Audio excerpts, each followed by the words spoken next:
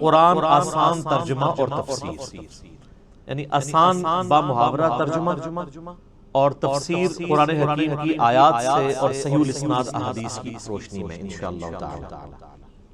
ان الحمد للہ نحمده ونستعینه ونستغفره ونعوذ باللہ من شرور انفسنا ومن سیئات اعمالنا من يهده الله فلا مضل له ومن يضلل فلا هادي له واشهد ان لا اله الا الله وحده لا شريك له واشهد ان محمدا عبده ورسوله اما بعد فان خير الحديث كتاب الله وخير الهدي هدي محمد صلى الله عليه واله وسلم وشر الامور محدثاتها وكل محدثة بدعة وكل بدعة ضلالة وكل ضلالة في النار۔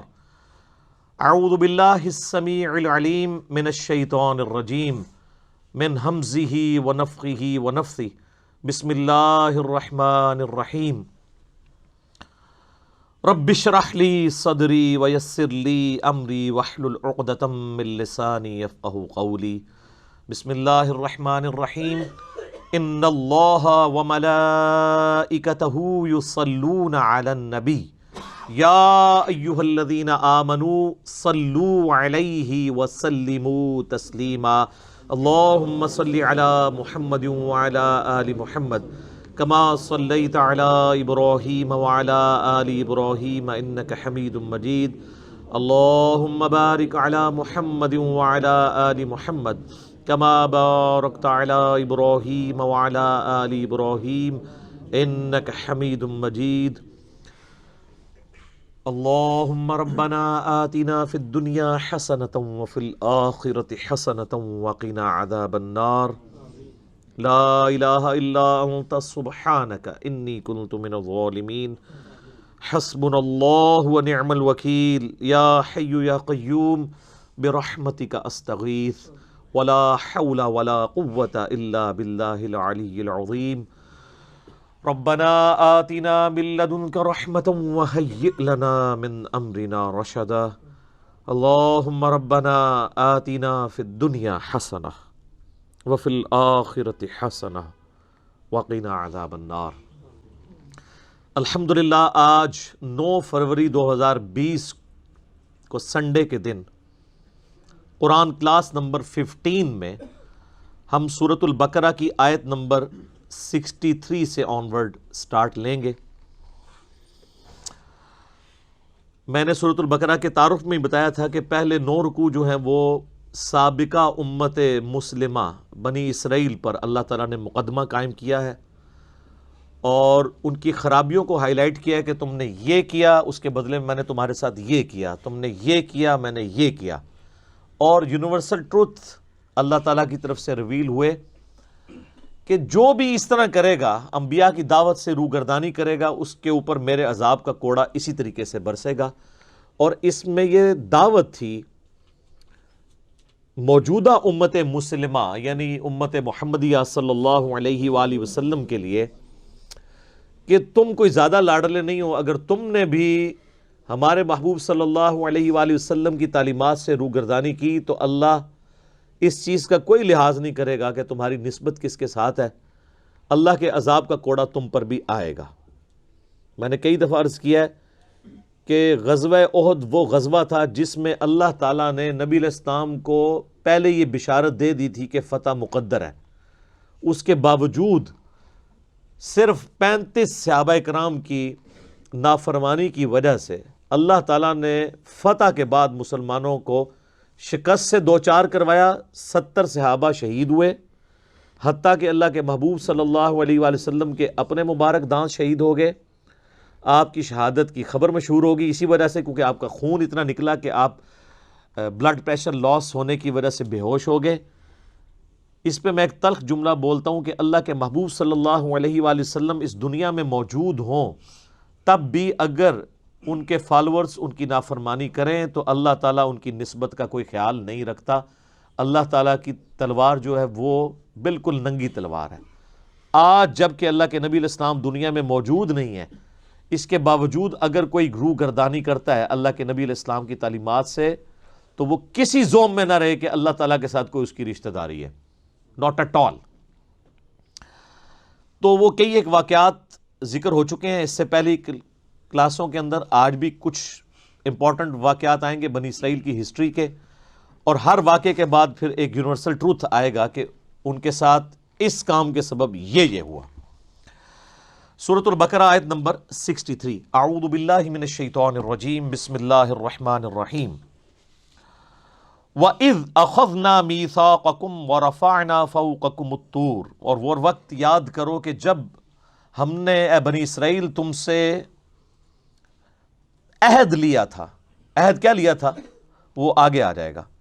اور تم پر کوہ طور پہاڑ کو بلند کیا۔ یہ اللہ کی طرف سے ایک معجزہ ظاہر ہوا کہ کوہ طور پہاڑ اتنا بڑا پہاڑ ہے، وہ ایک سائبان بادل کی طرح ان کے سر کے اوپر آ گیا، اور اللہ تعالیٰ کی طرف سے وحی نازل ہوئی کہ اب تم اپنے پیغمبر کے ساتھ عہد کرو گے، تم ان کا ساتھ دو گے اس دین میں، اس کتاب کو اسٹیبلش کرنے میں، ورنہ یہ پہاڑ تم پہ ابھی گرا کے گرا۔ آپ ذرا امیجن کریں، اتنا بڑا پہاڑ جب سر پہ آیا ہو تو بڑے بڑے لوگوں کے چھکے چھوٹ جائیں گے۔ خذوا ما آتیناکم بقوہ، پکڑو اس کو جو ہم نے تمہیں دیا ہے پوری قوت کے ساتھ۔ یعنی کون سی چیز؟ تورات، انبیاء کی تعلیمات۔ وَاذْكُرُوا مَا فِيهِ لَعَلَّكُمْ تَتَّقُونَ، اور یاد رکھو ان احکامات کو جو اس کے اندر نازل ہوئے ہیں تاکہ تم تقوی کی روش اختیار کر سکو۔ اللہ کے حضور کامیابی اسی صورت میں ہے کہ تم تورات کو پکڑو مضبوطی سے اور وقت کے پیغمبر کی تعلیمات پر عمل کرو۔ ہائے ہائے، ثم تولیتم من بعد ذلک، لیکن اس کے بعد تم نے ہم سے منہ پھیر لیا، منہ موڑ لیا ہم سے۔ فلولا فضل اللہ علیکم ورحمتہ لکنتم من الخاسرین، اگر اللہ کا فضل اور رحمت تم پر نہ ہوتی تو یقیناً تم نقصان اٹھانے والوں میں سے ہو جاتے۔ یعنی یہ کہا جا رہا ہے کہ پھر سب کو اللہ ملیا میٹ کر دیتا۔ عذاب تو آیا، میں نے پہلے بھی بتایا کیسا عذاب نازل ہوا ہے کہ اللہ تعالیٰ کی طرف سے پلیگ کا مرض آیا، لاکھوں یہودی جو ہیں وہ اس طاعون کے مرض میں جو ہے وہ مر گئے۔ پھر اللہ تبارک و تعالیٰ کی طرف سے قتل مرتد کی سزا آئی، جو 70,000 یہودی ایک دن کے اندر قتل کیے گئے۔ اللہ تعالیٰ کی طرف سے یہ عذاب کا کوڑا ان پر برسا کہ توبہ کا سبب اب یہی ہے۔ یہ ساری چیزیں ہوئیں۔ تو اللہ تبارک و تعالیٰ کو راضی کرنا کوئی آسان کام نہیں ہے۔ یہ سارے معاملات ہوئے، لیکن اس کے باوجود باقی لوگوں کو اللہ نے بچا لیا۔ اس کا ہی اللہ ذکر کر رہا ہے کہ اگر اللہ چاہتا تو سب کو ہی تباہ و برباد کر دیتا، لیکن یہ اللہ کے فضل اور رحمت تھا کہ ہم نے پھر تمہیں کھلی چھٹی دی۔ تمہارے آباء و اجداد نے یہ حرکتیں کی، لیکن جنہوں نے کیا ان کو سزا ملی، باقیوں کو ہم اس طریقے سے آگے لے کر چلے۔ وَلَقَدْ عَلِمْتُمُ الَّذِينَ اعْتَدَوْا مِنْكُمْ فِي السَّبْتِ، اور تم خوب جانتے ہو ان لوگوں کے بارے میں جنہوں نے ہفتے کے دن کے بارے میں نافرمانی کی تھی۔ وہ سورۃ الاعراف میں اس کا ذکر آئے گا، میرا یوٹیوب کے اوپر ایک کلپ بھی اپلوڈڈ ہے۔ یہود پر عذاب کیوں آیا؟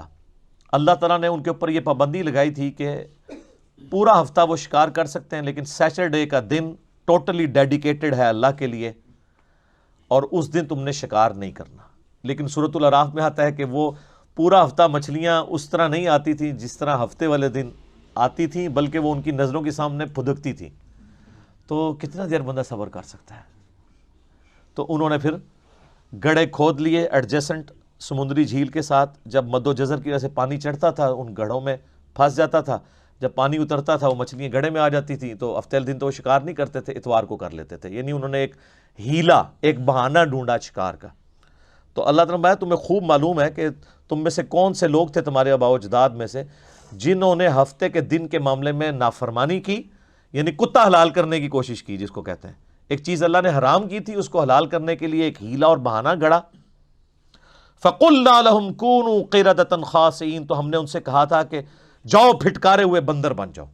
تو وہ سب کے سب لوگ جو اس نافرمانی کے اندر انوالو ہوئے تھے وہ اللہ تعالیٰ کی طرف سے پھٹکارے ہوئے بندر بن گئے۔ اللہ نے ان کو بندر بنا دیا، وَلِعَوْذُ بِاللَّهِ تَعَالَى۔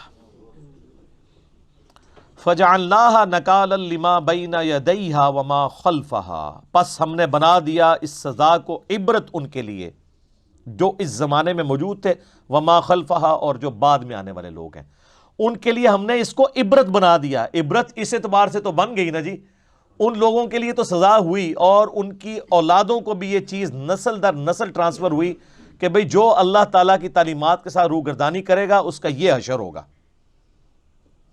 یہ چیز تو ٹرانسفر ہوئی، تو آنے والے لوگوں کے لیے عبرت بن گئی۔ وَمَوْعِظَةً لِّلْمُتَّقِينَ، اور ان لوگوں کے لیے نصیحت بن گئی جو واقعی اللہ سے ڈرنا چاہتے ہیں۔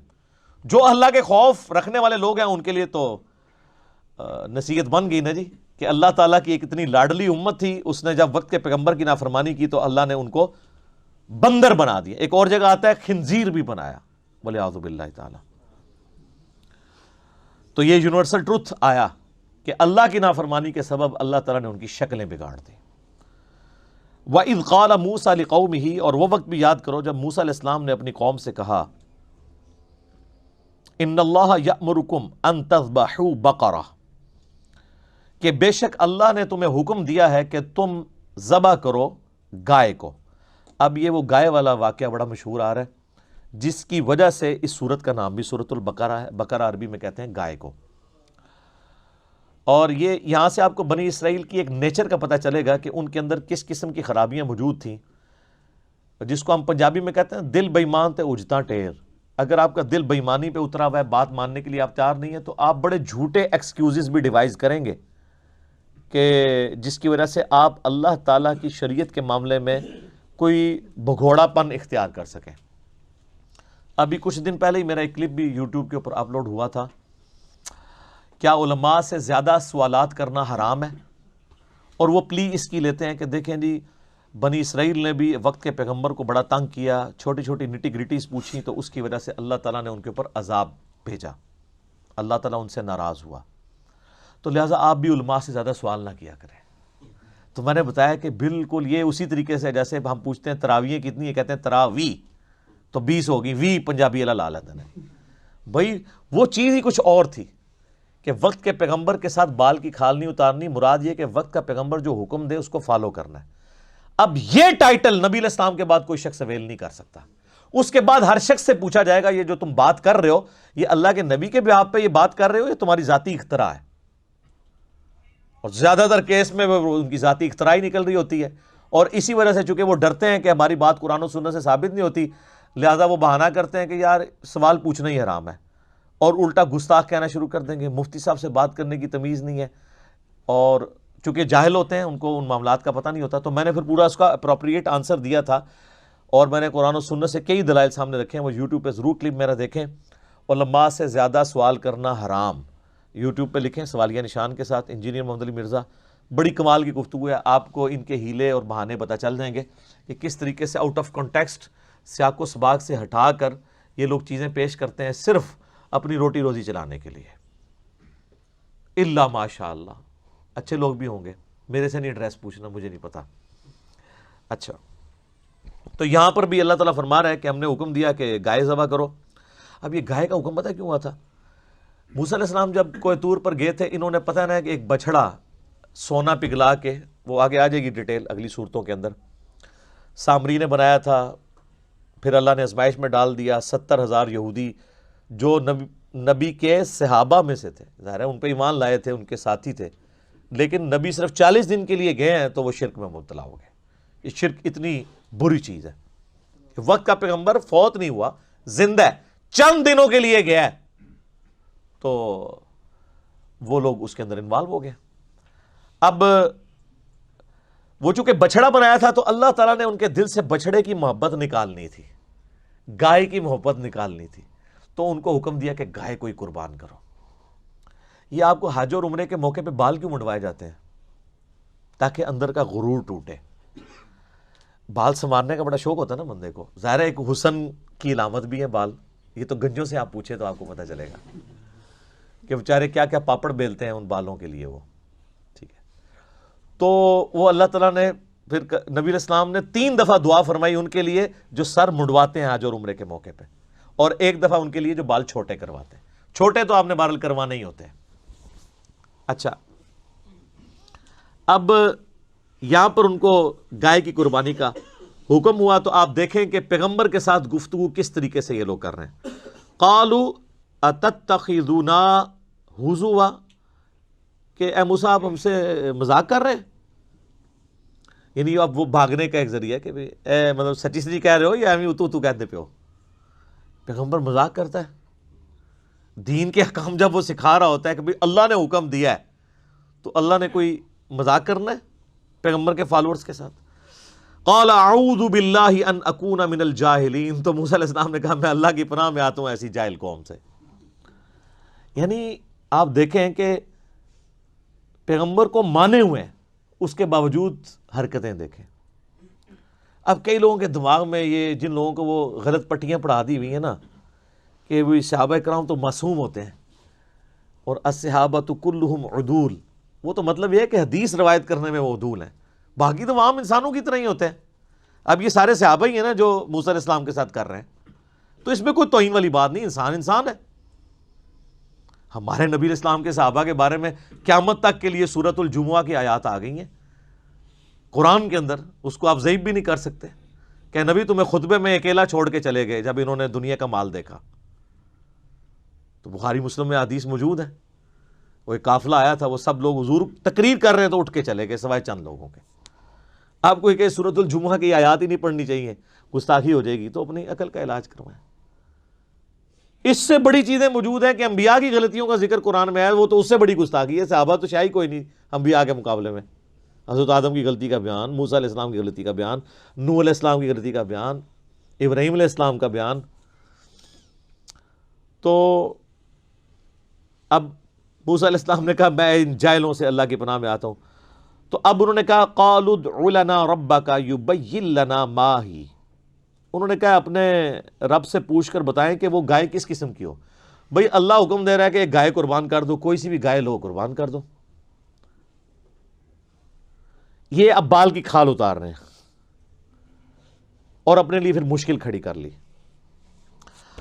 قال انہ یقول، تو انہوں نے فرمایا کہ اللہ تعالیٰ فرماتا ہے انہا بقرۃ لا فارض ولا بکر، کہ کوئی بھی ایک گائے ہو جو نہ زیادہ بوڑھی ہو نہ بالکل چھوٹی عمر کی ہو، درمیانی سی کوئی گائے لو، اس کو قربان کر دو۔ عوان بین ذالک، درمیانی عمر کی، ان دونوں کے درمیان، بوڑھی اور جوان کے درمیان۔ فافعلوا ما تؤمرون، جو حکم ہوا ہے اس کو پورا کرو۔ اس کے بعد تو اب کوئی گنجائش نہیں تھی نا کہ بھئی آپ کہا ہے کہ پورا کرو، اب کیوں اس کی بال کی کھال اتارتے ہو؟ اب وہ اس لیے اتار رہے تھے کہ ان کے دل میں بچھڑے کی محبت تھی اور تحت الشعور میں بیٹھی ہوئی تھی، وہ نکل نہیں رہی تھی، وہ چاہتے تھے کہ کوئی اور ہی حکم نازل ہو جائے، یہ ٹال جائے۔ قالوا ادع لنا ربک یبین لنا ما لونھا، وہ کہنے لگے کہ آپ اپنے رب سے دعا کریں اور پوچھ کے بتائیں کہ اس کا رنگ کیسا ہو۔ ہائے صدقے۔ قال انہ یقول انہا بقرۃ صفراء، وہ کہنے لگے کہ اللہ تعالیٰ نے وحی کے ذریعے مجھے بتایا ہے کہ وہ ایسی گائے ہونی چاہیے جو شوخ زرد کلر کی ہو، گولڈن کلر کی، جس طرح کا وہ سونے کا بچڑا بنایا ہوا تھا۔ اب وہی چیز جو ان کے دماغ میں تھی نا کہ ہم نے نہیں کرنی، اللہ نے وہی کہا کہ ہاں ابھی وہ گولڈن کلر کا بچڑا بنایا سی نا، اونوں ہی کون ہے، ٹھیک، اس کلر دی لبو۔ اب شوخ زرد کلر کی گائے آج ڈھونڈنی پڑ جائے آپ کو تو مصیبت پڑ جائے گی، بڑی مشکل سے پھر ملے گی۔ فاقع لونھا تسر الناظرین، وہ ایسی اس کی رنگت ہو کہ دیکھنے والے کا دل خوش ہو جائے ایک بار دیکھ کے، آئے ہائے کیا گولڈن کلر کی گائے ہے، خوبصورت۔ اچھا، قالوا ادع لنا ربک، تو انہوں نے کہا کہ اپنے رب سے یہ پوچھ کے یہ بھی بتائیں یبین لنا ما ہی، کہ وہ کس قسم کی ہو، کھول کر ذرا بتائے۔ اور کتنی کھول کے دسیا جائے جی، کنہ نو اور کھولے آ جائے۔ ہم ان کو بتاتے یار دیکھیں قرآن میں لکھا ہوا ہے ایاک نعبد و ایاک نستعین، وہ کہتے ہیں نہیں تھوڑا اور بتائیں نا، اور کیا کریے بھئی، جو لکھا ہوا ہے وہ کرو۔ وہ اصل میں بابوں کو پکارنا چھوڑنا نہیں چاہتے، تو وہ بال کی کھال اتارتے ہیں۔ اچھا جی سنی ہے، جی سنی ہے، سنیوں کی حدیث کی کتابیں کون سی؟ جی بخاری مسلم۔ آپ نماز اسی طریقے پہ پڑھ رہے ہیں، جی بتائیں کدھر طریقہ لکھا ہے؟ بخاری مسلم طریقہ دکھائیں کہ بھئی رکوع میں جاتے وقت اٹھتے وقت رفع الیدین کرنا ہے. وہ کہتے ہیں اس کو چھوڑیں. اچھا یہ بتائیں, یہ کیوں بتائیں, پہلے اس کے اوپر تو عمل کرو. وہی بال کی کھال اتارنا, کسی طریقے سے جان چھوٹ جائے, معاشرے سے ٹکرانا نہ پڑے, کیونکہ معاشرے سے ٹکرانا تو مشکل کام ہے. اچھا تو کہنے لگے کہ پوچھ کے بتائیں نا, ہمیں تو سمجھ نہیں آ رہی. ان البقرہ تشابہ علینا, بے شک ہم پر تو مشتبہ ہوگی بات, ایمبیگوس ہوگی سچویشن کہ کون سی گائے ہو. ان دسو کیڑی گاہ ہو, دس دیتا بھی بھئی نہ بڑی عمر کی ہو نہ چھوٹی عمر کی ہو, کر دو. پھر ان کا رنگ پوچھو, رنگ بھی بتا دیا. اب اس میں سے کیا نکالنا ہے اب اور, کہ اس کے جسم پہ کتنے بال ہوں, یہی رہ گیا نا پیچھے. ٹھیک ہے نا جی, کیا کھاتی ہو یہ. اچھا وَإِنَّا إِن شَاءَ اللَّهُ لَمُهْتَدُونَ, اور بے شک اللہ نے چاہا تو ہم ضرور ایسی گائے تلاش کر لیں گے. اللہ سے ذرا پوچھ کے بتائے وہ ہو کس قسم کی.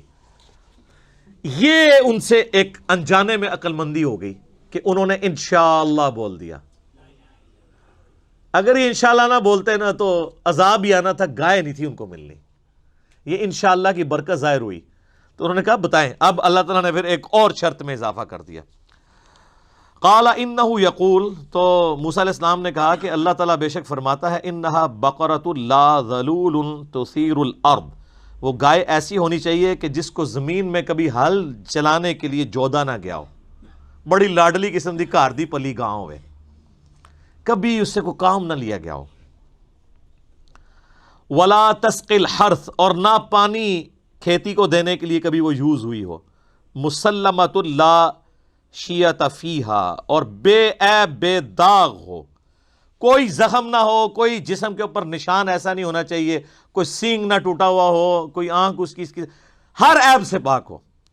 اب ڈھونڈو, یہ تو پھر ہمیں تورات میں اسرائیلی روایتوں میں ملتا ہے کہ وہ پھر ذلیل ہو گئے ایسی گائے ڈھونڈنے کے لیے. آخر میں ایک بوڑھی عورت جو بڑی غریب عورت تھی, اس کی لاٹری نکلی, اس کے پاس وہ گائے ملی اور منہ مانگی قیمت دے کے انہوں نے وہ پھر گائے خریدی. یعنی اگر پہلے گائے انہوں نے آج کے اعتبار سے کوئی 2 لاکھ کی خریدنی تھی تو وہ شاید ان کو پھر 2 کروڑ روپے کی ملی, کیونکہ اب وہ تو اللہ کا حکم تھا. تو اللہ نے اس غریب عورت کی چاندی لگانی تھی تو وہ ہوگی, چاندی کا سونا ہو گیا.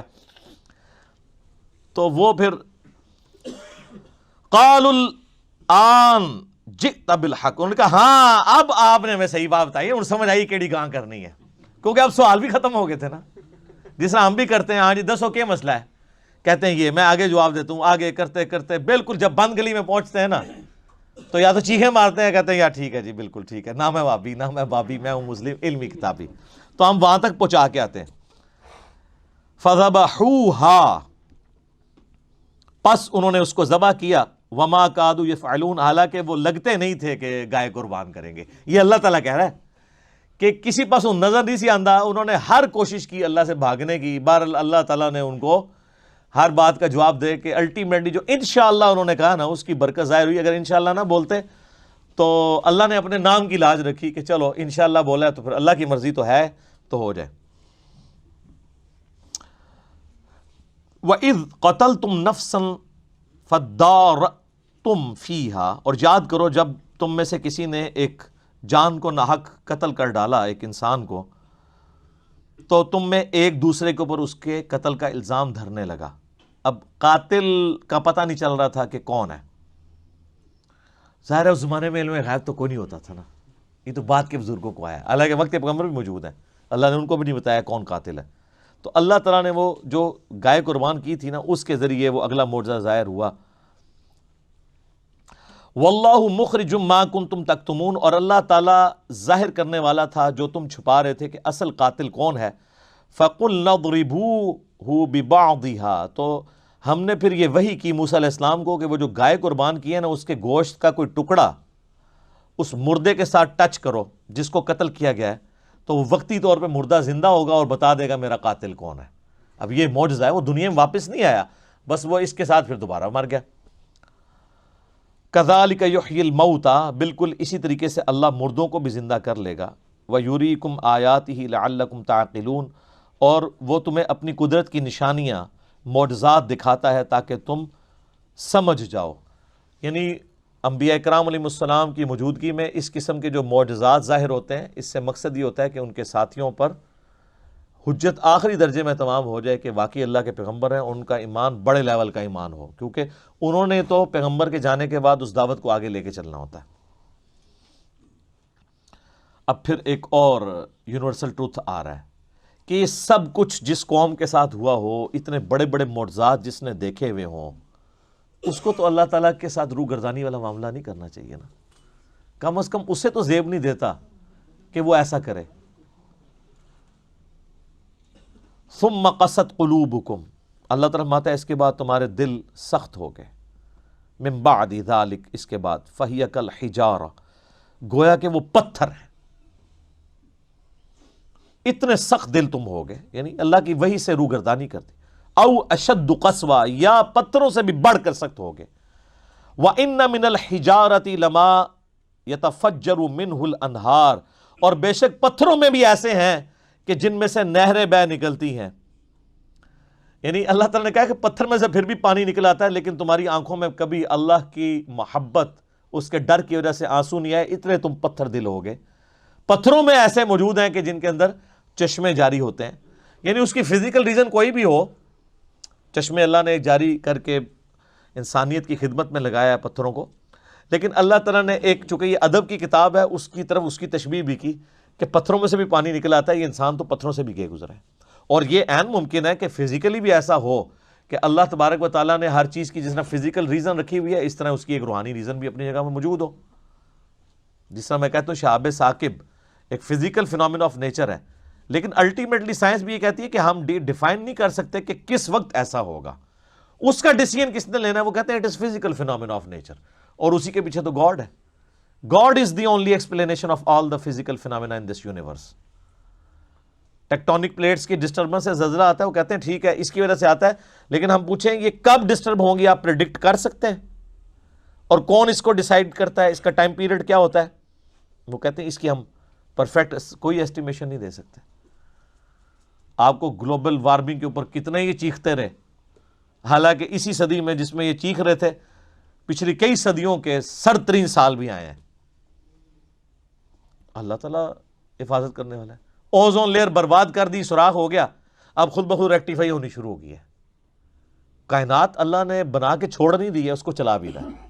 ٹھیک ہے انسانیت کی غلط حرکتوں کی وجہ سے بھی قرآن میں آتا ہے کہ زمین میں جو فساد ہے لوگوں کے ہاتھوں کی کمائی کی وجہ سے ہے، لیکن اس لیول تک اللہ فساد نہیں جانے دیتا کہ جو اس کا ڈیوائن پلان ہے کہ اس نے ایک خاص ٹائم پیریڈ کے لیے اس دنیا کو پیدا کیا ہے، آخری انسان تک کے لیے وہ ریسورسز رکھے گا اس پہ۔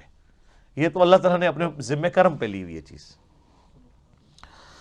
وَإِنَّ مِنْهَا لَمَا يَشَّقَّقُ فَيَخْرُجُ مِنْهُ الْمَاءُ، اور اللہ تعالیٰ فرماتا ہے پتھروں میں بھی ایسے ہیں جو پھٹ پڑتے ہیں اللہ تعالیٰ کے خوف کی وجہ سے، ان میں سے پانی نکلنا شروع ہو جاتا ہے۔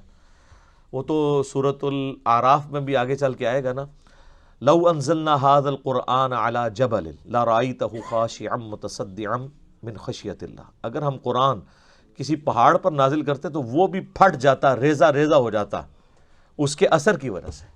تو یہ محمد رسول اللہ صلی اللہ علیہ وآلہ وسلم کا مبارک سینہ ہے جس پہ قرآن نازل ہوا ہے۔ جی صلاۃ و محمد و آل محمد، اللہم صلی علی محمد وعلی آل محمد۔ وَإِنَّ مِنْهَا لَمَا يَهْبِطُ مِنْ خَشْيَةِ اللَّهِ، اور کئی ایسے ہیں جو خوف کے مانند پتھر ایسے ہیں کہ وہ اللہ کے خوف سے گر پڑتے ہیں، ایسی ان کے اوپر بھی خشیت طاری ہوتی ہے۔ لیکن یہ ساری چیزیں ہم آبزرو نہیں کر سکتے الا یہ کہ وقت کا پیغمبر موجود ہو اور اللہ تعالیٰ اس کے ساتھیوں کا ایمان بڑھانے کے لیے ایسی چیزیں آبزرو کروا دے۔ وہ تو صحیح بخاری میں حدیث ہے، عبداللہ ابن مسعود کہتے ہیں کہ نبی علیہ السلام کے مبارک زمانے میں ہم کبھی آپ کے ساتھ کھانا کھاتے تھے تو ہم نوالے میں سے تسبیح کی آواز بھی سنتے تھے۔ سبحان اللہ، آپ ذرا امیجن کریں نا، جو لوگ اس لیول کے ایمان پر پہنچ چکے ہوں کہ اللہ تعالیٰ ان کو یہ ڈائریکٹ معجزات دکھا رہا ہو، وہی لوگ نبی علیہ السلام کی وفات کے بعد اتنے بڑے فتنے آنے کے باوجود پورے پیشن کے ساتھ اس دین کو لے کے چل سکتے ہیں، کیونکہ ان کو کوئی وہم بھی نہیں تھا اس معاملے میں کہ یہ اللہ کے پیغمبر ہیں اور اللہ نے ان کا غلبہ کروانا ہے۔ ورنہ جو گراؤنڈ ریالٹیز تھیں وہ بالکل سپورٹ نہیں کرتی تھیں کہ سیدنا ابوبکر اتنے محاذوں کے اوپر جنگ کھول لیں، لیکن ان کو یہ یقین تھا کہ هو الذی ارسل رسولہ بالہدی ودین الحق لیظہرہ علی الدین کلہ، اسی لیے ڈٹ گئے اور اللہ تعالیٰ کی غیبی مدد ان کے ساتھ آئی، اور مختصر سی جماعت کے ساتھ اللہ تعالیٰ نے رومن اور پرشین امپائر مسلمانوں کے قدموں میں ڈھیر کروائی. اور یہ آپ کی زندگی میں نہیں ہوا، ورنہ تو لوگ کہہ سکتے تھے کہ آپ علیہ السلام کا سٹیٹس بھی اسکندر اعظم والا ہے یا اس کے بعد چنگیز خان والا ہے، نعوذ باللہ. اللہ تعالیٰ نے آپ کی زندگی کے بعد انقلاب برپا کر کے بتایا کہ اللہ کی غیبی تائید ہے اس پیغمبر کے ساتھ. اسی لیے اس کے فالوورز اس کے بعد جبکہ ہزاروں لوگ جو نبی علیہ السلام کی زندگی میں کلمہ پڑھ کے مسلمان ہوئے تھے آپ کی وفات کے بعد مرتد ہو گئے، اس کے باوجود مختصر جماعت اس دعوت کے کام کو لے کے چلی. یہ اللہ کی غیبی تائید تھی. وَمَا اللَّهُ بِغَافِلٍ عَمَّا تَعْمَلُونَ، اور اللہ تعالیٰ غافل نہیں ہے اس سے جو تم کر رہے ہو. یعنی اللہ تعالیٰ ہر عمل سے واقف ہے جو تم کر رہے ہو. أَفَتَطْمَعُونَ أَن يُؤْمِنُوا لَكُمْ، اب مسلمانوں کی طرف روئے سخن ہے. اے مسلمانوں، کیا تمہیں یہ لالچ ہے، یہ طمع ہے، تمہاری یہ بڑی شدید خواہش ہے کہ یہودی ایمان لے آئیں؟ ظاہر ہے مسلمانوں کی خواہش تو تھی. وہ کہتے تھے ہم تو امی ہیں، ہم تو جاہل ہیں، یہ تو کتابیں پڑھے ہوئے ہیں، یہ تو بات مان لیں. جس طرح ہمارے کئی بھولے بالے لوگ ہیں، جب ان کو قرآن و سنت کی دعوت کا پتہ چلتا ہے وہ خود کتابوں سے پڑھ لیتے ہیں تو وہ اپنے مولانا کے پاس چلے جاتے ہیں کہ چلو یار ہمیں تو کچھ نہیں پتا تھا، یہ تو کتابوں کے ماننے والے ہیں، عالم دین ہیں، ہم ان کے سامنے آیت رکھیں گے، بخاری کی حدیث رکھیں گے، فوراً مان لیں گے، ایڈے سیدھے نے مان لیں گے. تو بڑے مایوس ہوتے ہیں. پھر غصہ آتا ہے کہ یار یہ لوگ تو ایسا نہ کرتے، جاہل چلو کر رہے ہیں، علیحدہ بات ہے. اللہ اکبر. یہاں پہ بھی آپ دیکھیں مسلمان کہتے تھے علماء یہود تو بات مان لیں، تو اللہ فرماتا ہے تمہیں بڑے ہی یہ طمع ہے کہ یہ مان لے آئے. وقد کان فریق منہم یسمعون کلام اللہ، جبکہ یہ وہ لوگ ہیں، ان میں ایسا گروہ بھی رہا ہے کہ وقت کا پیغمبر موجود ہے، ان میں ایسے لوگ موجود ہیں کہ وہ کلام اللہ کو سنتے ہیں، ان کو پتہ ہے کہ یہ تورات ہے. ثم یحرفونہ من بعد ما عقلوہ وہم یعلمون، اور وہ اس میں تحریف کر دیتے تھے بعد اس کے کہ وہ عقل بھی رکھتے ہیں، اور وہ جان بوجھ کر فتوے دیتے تھے ایسے کہ اللہ کی شریعت کو تحریف کر دیتے تھے، بدل دیتے تھے. کہا گیا، وہ آپ سن چکے ہیں نا، حتتن کہا گیا کہ جب جیریکو سٹی میں اریحا میں داخل ہونا ہے جوشوا ابن نون کے ساتھ، تو آپ نے کہنا ہے حتتن، تو اللہ تمہارے گناہوں کو معاف کر دے گا. اب وقت کا پیغمبر موجود ہے، وحی کے ذریعے بتایا جا رہا ہے، انہوں نے حنتتن حنتتن کہنا شروع کر دیا. کہا گیا سمعنا و اطعنا کہنا ہے، انہوں نے سمعنا و عصینا، ہم نے سنا اور نافرمانی کی. یعنی وہ جنہوں کہتے ہیں پنجابی پانڈ، ہر بات کو بگاڑ کے بیان کرنا. اللہ فرماتا ہے مسلمانوں تم ان سے کہہ رہے ہو یہ تو ان بزرگان دین کی اولاد ہیں، بڑے بڑے علماء کی، جو وقت کے پیغمبر سے باتیں سن کے ان کو بدل دیا کرتے تھے، تم کہہ رہے ہو یہ ایمان لے کے آئے. تو سر میں یہ بھی آپ کو کہتا ہوں کہ اللہ کے بندو، ہم پبلک کو دعوت دیتے ہیں کہ مرنے سے پہلے اے مسلمان کر لے اس میں غور، کتابوں کا خدا اور ہے، بابوں کا خدا اور. یہ مسلمان نے غور کرنا ہے، مولویوں نے نہیں کرنا. یہ تو اللہ تعالیٰ صحابہ کو کہہ رہے کہ تمہیں کیوں اتنی اس چیز کی خواہش ہے کہ یہ لوگ بات مان لیں، یہ تو وہ ہیں جو کتابیں پڑھنے کے باوجود بدل دیتے ہیں. تو سر جن علماء نے قرآن اور سنت پڑھا ہوا ہے، تفسیریں لکھ کے فوت ہو گئے ہیں، ایسے علماء ہیں، لیکن بالکل قرآن کے اپوزٹ تعلیمات اس میں لکھی ہیں. ایاک نعبد و ایاک نستعین کی تفسیر میں 10 صفحے کالے کر دیے بابوں کو پکارنے میں، کیونکہ انہوں نے اللہ کی بات نہیں ماننی. آپ حنفی علماء کی بخاری مسلم کی اگر شروحات اٹھائیں نا، تو جہاں رفع الیدین کی حدیثیں آئیں گی، اللہ معافی دے آپ کو لگے گا کہ ان کو ہاتھ پاؤں پڑ گئے ہیں. حدیث ہوگی 2 لائنوں کی، انہوں نے 20 صفحے کالے کیے ہوں گے کہ کسی طریقے سے یہ بات نہ مانے. مشکات المصابیح میں جب کتاب الجنائز چیپٹر میں وہ قبروں کو پکا نہ کرنے والی حدیثیں اور قبروں پہ عمارتیں نہ بنانے والی مسلم شریف کی حدیثیں آئی ہیں نا، تو مفتی احمد جہاں نعیمی صاحب نے جو مشکات کی شرح لکھی 8 جلدوں پہ، انہوں نے اس سے پہلے کتنے صفحے کالے کیے ہیں کہ اب یہ جو حدیثیں آ رہی ہیں ان کو، یعنی وہ کہنا چاہ رہے تھے کہ ان حدیثوں کو نہیں آپ نے ماننا، یعنی اس کو چھوڑ کے آگے ہی نکل جاؤ. تو یہ ہے جو کلام اللہ کو بدل دیتے ہیں. میں نے بہت بڑی مثال دی تھی حاضر و ناظر کی بحث میں، انہوں نے جال حق کے اندر جہاں جگہ جگہ آیات قرآن میں آئی ہیں نا کہ نبی تم وہاں موجود نہیں تھے تب بھی تم ان واقعات کو منوان بیان کر رہے ہو، یہ اس چیز کا ثبوت ہے کہ تم اللہ کے پیغمبر ہو، تمہارے پاس وحی آئی ہے. اے نبی تم اس وقت موجود نہیں تھے سورہ آل عمران میں جب موسیٰ علیہ السلام کو ہم نے کوہ طور کے پاس پکارا تھا، آپ وہاں پہ موجود نہیں تھے۔ اب یہ تو حاضر و ناظر کا عقیدہ رکھتے تھے، یہ آیات ان کے خلاف تھی، تو ہر آیت پہ وہ لکھتے رہے کہ اس میں یہ لکھا ہے کہ آپ وہاں فزیکلی موجود نہیں تھے، اس میں یہ نہیں لکھا ہوا کہ آپ وہاں پہ ناظر نہیں تھے، آپ موجود تو اللہ کے پاس سے وہاں سے بیٹھ کے دیکھ رہے تھے کہ موسیٰ علیہ السلام، تو وہ دیکھ رہے تھے، تو پھر وہی والا تو معاملہ ہی ختم ہو گیا۔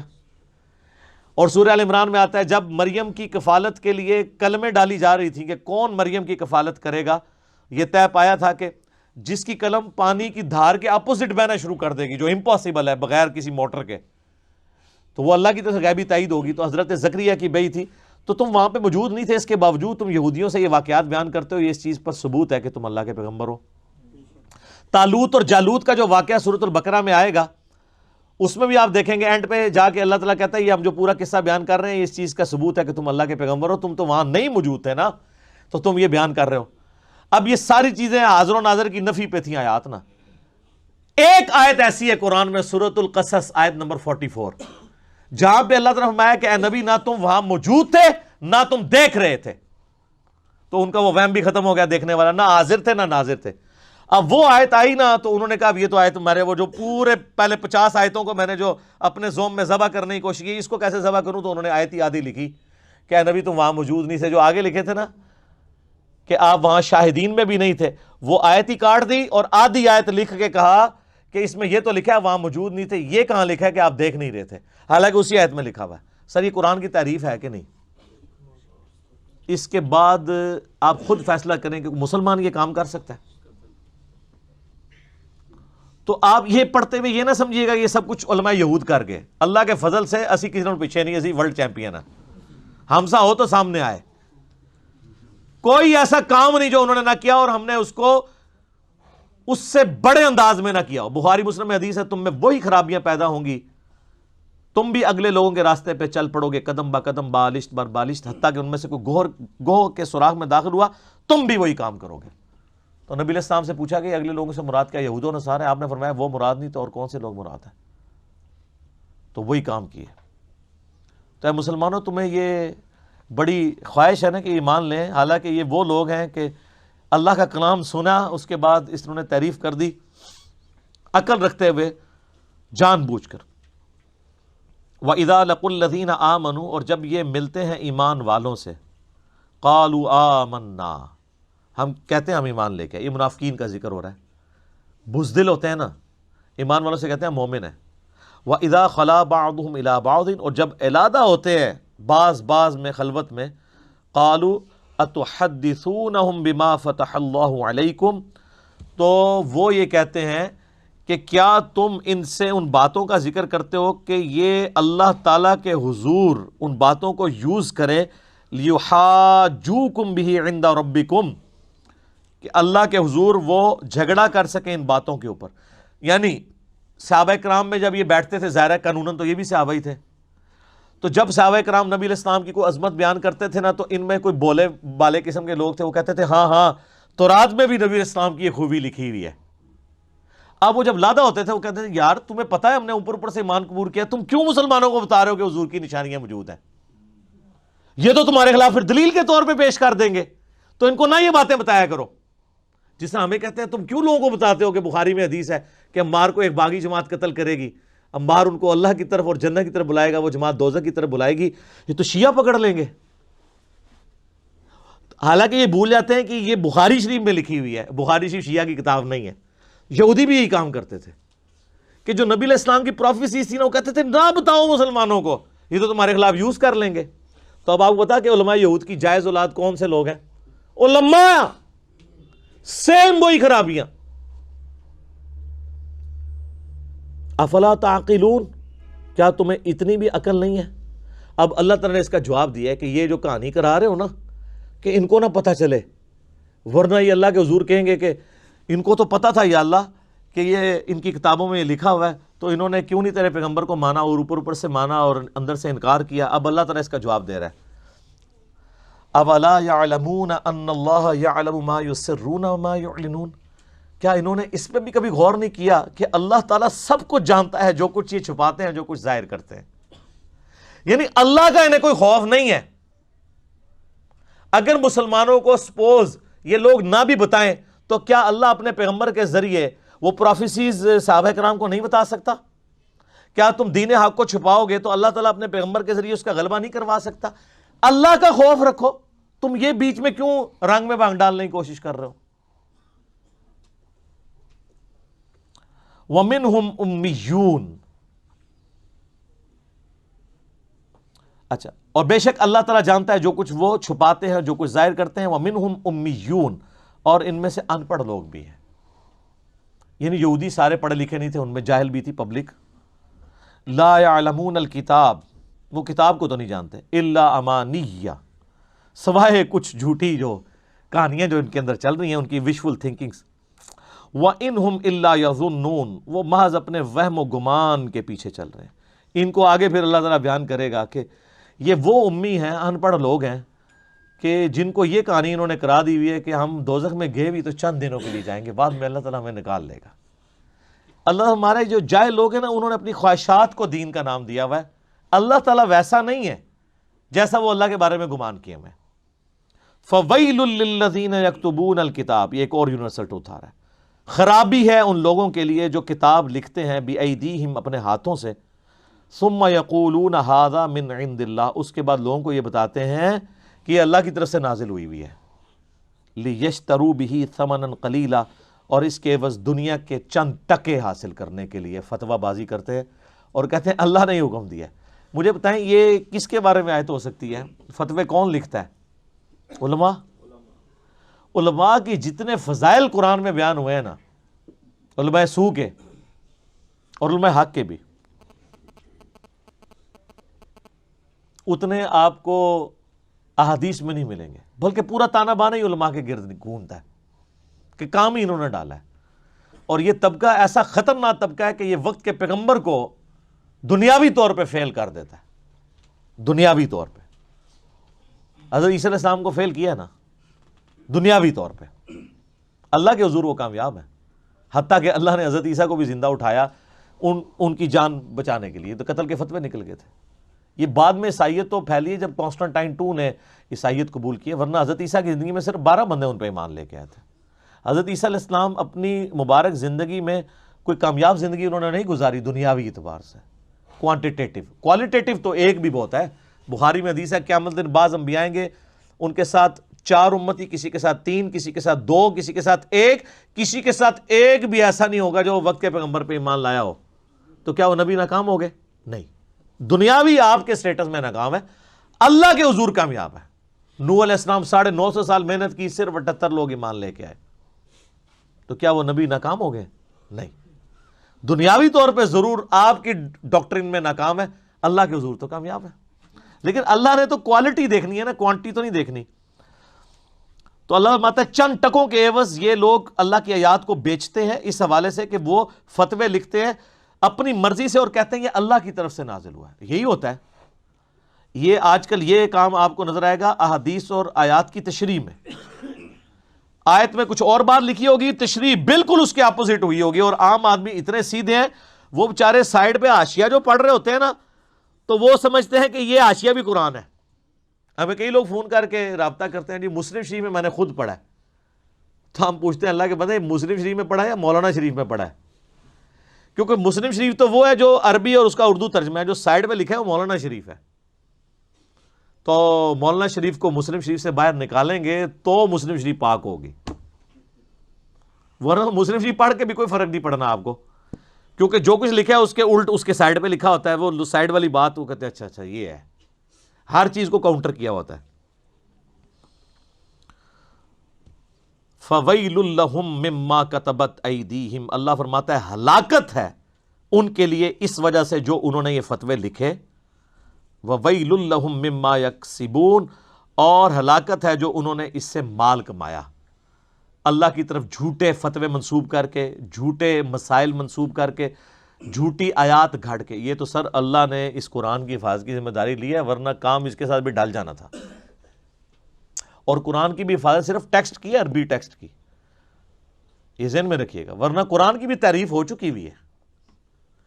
سر جب پاکستان میں کروڑوں لوگ ہر نماز میں ایاک نعبد و ایاک نستعین پڑھنے کے بعد بھی بابوں کو پکار رہے ہوں، تو پریکٹیکلی تو انہوں نے قرآن کی تعریف کر دی ہوئی ہے نا، یہ علماء نے ان کو پٹی پڑھائی ہے نا. ورنہ ایک گورا جو نیو مسلم ہو وہ ایاک نعبد و ایاک نستعین پڑھنے کے بعد بابوں کو پکار سکتا ہے؟ وہ سوچ بھی سکتا ہے؟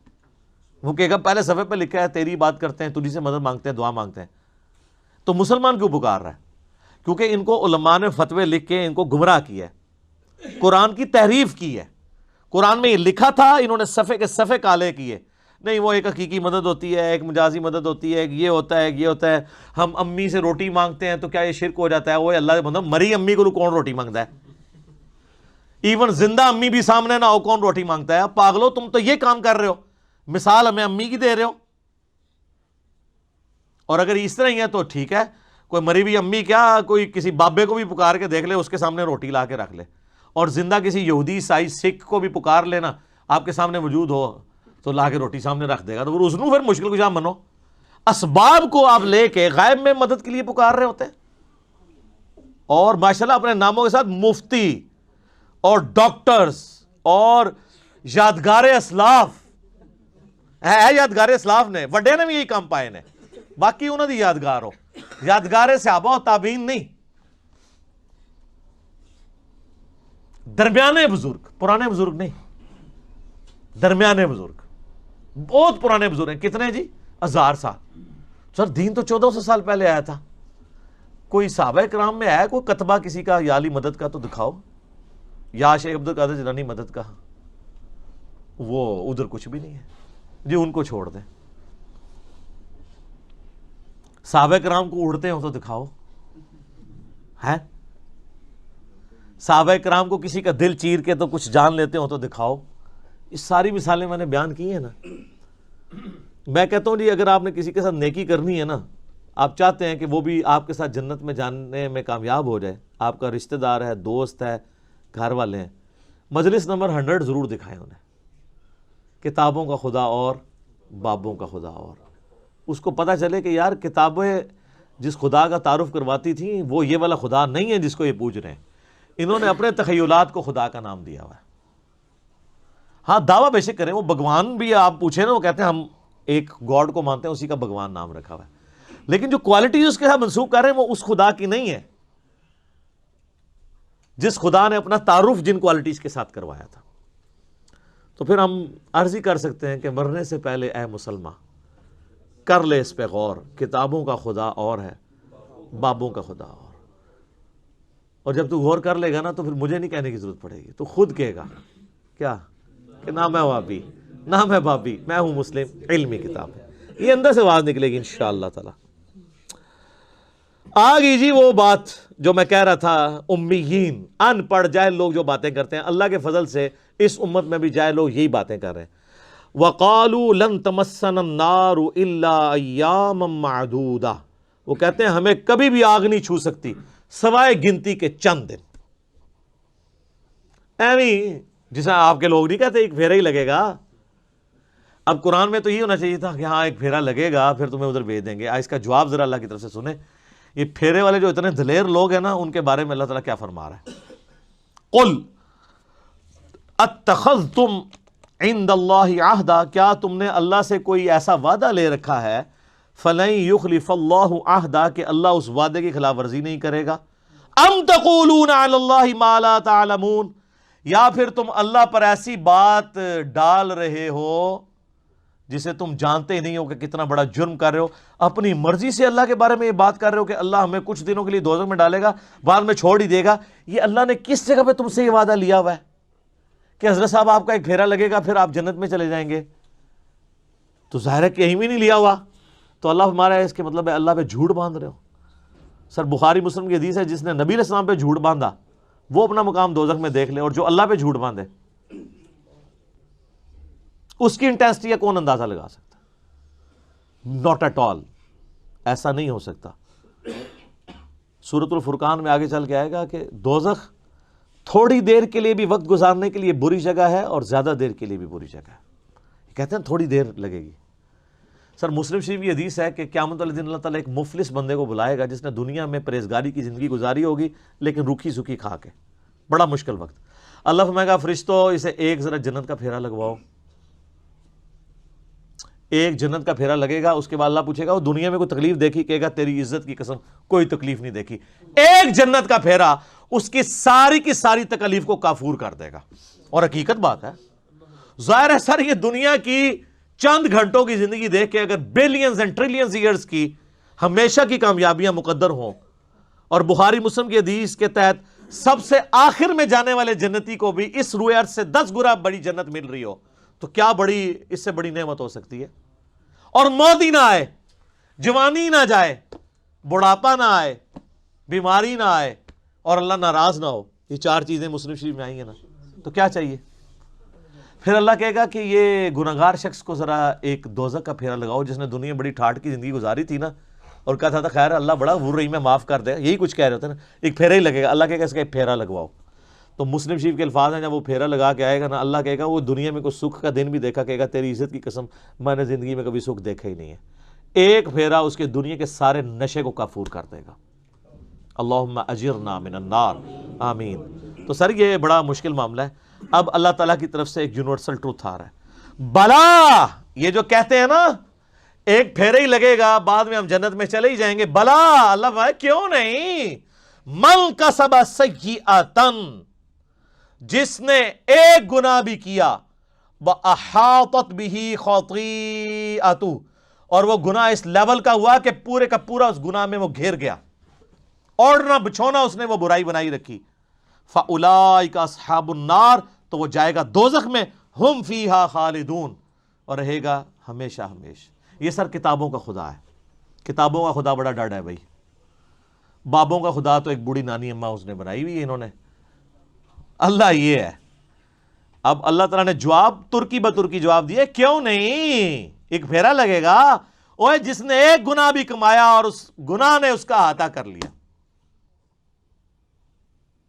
تو میرا خیال ہے اس ایک گناہ کا اگر ہم ذکر کریں، اور وہ سب سے بڑا گناہ آلموسٹ 90% زیادہ مسلمانوں میں موجود ہے، نماز چھوڑنا۔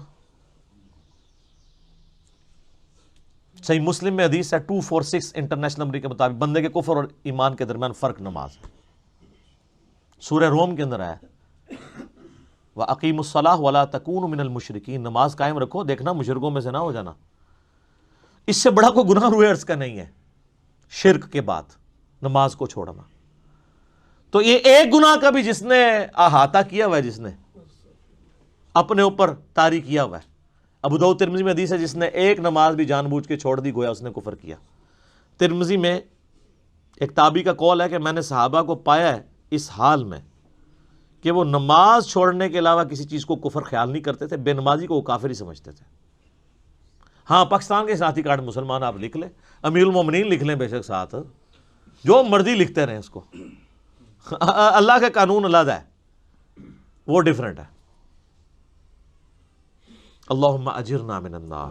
اب ساتھ ہی سائملٹینیس کنٹراسٹ آیا، والذین آمنوا، جو لوگ ایمان لے کر آئے، وعملوا الصالحات، اور انہوں نے نیک اعمال کیے، اولئک اصحاب الجنہ، وہ ہیں جنت والے۔ اللہم اجعلنا منہم، اللہ تعالیٰ ہمیں ان میں داخل فرمائے، آمین۔ میرے بھائیو یہ کتابوں کا خدا ہے، دودھ پیتے مجنو نہیں، جو انہوں نے ایمان لے کر آئے نیک اعمال اختیار کیے وہ ہیں جنت میں جانے والے، ہم فیہا خالدون، وہ رہیں گے اس میں ہمیشہ ہمیش۔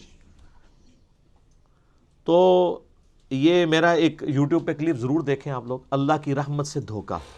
یہاں پہ بھی لوگ پبلک کو گھیرنے کے لیے ہمارے آج کل ایسے وائزین آئے ہوئے ہیں جو کہتے ہیں جی وہ یہ جی بڑی سخت باتیں کرتے ہیں، بعض اللہ تعالیٰ سے لوگوں کو دور کر رہے ہیں اور سخت باتیں کرتے ہیں، خوشخبریاں سنانی چاہیے۔ وہ بخاری مسلم کی حدیث ہے خوشخبریاں سناؤ متنفر نہ کرو۔ وہ خوشخبری کیا بخاری مسلم میں جو حدیث ہے وہ صحابہ کرام کو حضور نے یہ کہتا کہ خوشخبری یہ سناؤ کہ نماز پڑھنے کی کوئی ضرورت نہیں ہے، جو بھی ہے تیرے محبوب کی امت سے؟ نہیں، وہ فرائض کے لیے نہیں ہے، وہ چھوٹی چھوٹی جو نفلی عبادات ہیں ان پہ نکیر نہ کرو۔ وہ جی بخاری مسلم میں حدیث ہے ایک صحابی نے لمبی نماز پڑھا دی، حضور نے اس کو ڈانٹا، کہا تو لوگوں کو متنفر کر رہا ہے۔ وہ سر اس نے سورہ بقرہ آل عمران پڑھ دی تھی، آپ پوری زندگی یہ کام نہیں کر سکتے، 6.5 پارے پڑھ دیے تھے۔ نبی علیہ السلام کی جو عام ایوریج نماز ہے نا سر، وہ آدھے گھنٹے کی ہوتی تھی، فجر کی نماز آدھے سے پونے گھنٹے کی، عشاء کی بھی اتنی، زور اثر بھی 20 منٹ سے کم نہیں ہوتی تھی، کیونکہ بخاری مسلم میں وہ باقاعدہ صورتیں رپورٹ ہوئی ہوئی ہیں جو نبی علیہ السلام پڑھا کرتے تھے. تو آپ ذرا اس سے کیلکولیشن کر لیں. سنن نسائی میں حدیث ہے، ہم صحابہ کرام کے نبی علیہ السلام کے پیچھے 10 تسبیحات شمار کیا کرتے تھے رکوع اور سجدے میں. بخاری مسلم میں حدیث ہے، انس بن مالک کہتے ہیں نبی علیہ السلام جب ہمیں نماز پڑھاتے تھے رکوع کے بعد اتنی دیر کھڑے ہوتے تھے کہ ہم سمجھتے تھے آپ سجدے میں جانا بھول گئے، اور 2 سجدوں کے درمیان اتنی دیر بیٹھتے تھے ہم سمجھتے تھے کہ آپ دوسرا سجدہ کرنا بھول گئے، آپ اتحیات پڑھ رہے ہیں. تو یہ کون سی نماز ہے؟ تو کہانیاں کراتے ہیں، کہتے ہیں جی مختصر نماز پڑھائیں. وہ والی مختصر ہے نا، وہ یہ ہے کہ بھی معاذ بن جبل نے 3 گھنٹے کی عشاء پڑھا دی تھی تو کہا گیا بھی 3 کی نہ پڑھاؤ، آدھے گھنٹے کی پڑھاؤ. اور تسی تے پڑھتے ہو آدھے منٹ دی نماز، کہانیاں اتر لیندے ہو، تراویح کر کے 20 بنا رہے ہو. ٹھیک ہے، تو یہ ہوں گے اہل جنت، رہیں گے اس میں ہمیشہ ہمیشہ. اللہ تعالی ہمیں ان میں شامل فرمائے. اللہم اجرنا من النار، اللہم من احییتہ منا فاحیہ علی الاسلام ومن توفیتہ منا فتوفہ علی الایمان. اللہ تعالیٰ سے دعا ہے جو حق بات میں نے کہی اللہ تعالیٰ ہمارے دلوں میں راسخ فرمائے. اگر جذبات میں غلطی سے میرے منہ سے کوئی غلط بات نکل گئی، اللہ تعالیٰ ہمارے دلوں سے اسے محو کر دے، دور کر دے، اور ہمیں معاف بھی فرمائے. ہمیں کتاب و سنت کی تعلیمات پر عمل کر کے دوسرے بھائیوں تک پہنچانے کی توفیق عطا فرمائے.